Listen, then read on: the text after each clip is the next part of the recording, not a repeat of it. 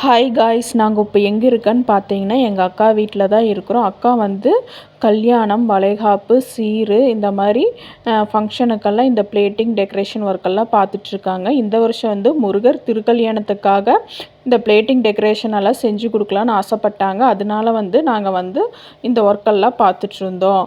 முந்தின நாளே போய் இதுக்கு தேவையான பிளேட்டிங்கு, அப்புறம் ஃப்ரூட்ஸு, காரம் இதெல்லாம் வாங்கிட்டு வந்துட்டு நாங்கள் வந்து இதுக்கான வேலையெல்லாம் செஞ்சிட்ருந்தோம். இது எப்போ எடுத்தோன்னு பார்த்தீங்கன்னா சூரசம்ஹாரம் அன்னைக்கு நாங்கள் வந்து இந்த பிளேட்டிங் டெக்கரேஷன் ஒர்க்கெல்லாம் பார்த்துட்ருந்தோம். அடுத்த நாள் வந்து திருக்கல்யாணம். அதனால முந்தின நாளே இதெல்லாம் ரெடி பண்ணி வச்சா அடுத்த நாள் கொண்டு போய் சாமி முன்னாடி வைக்கிறதுக்கு ஈஸியாக இருக்குதுன்னு சொல்லிட்டு எல்லாம் பண்ணிகிட்ருந்தோம். நாங்கள் அவங்க வீட்டுக்கு போகிறதுக்குள்ளே அவங்க வந்து பாதி ஒர்க்கை முடிச்சு வச்சுட்டாங்க.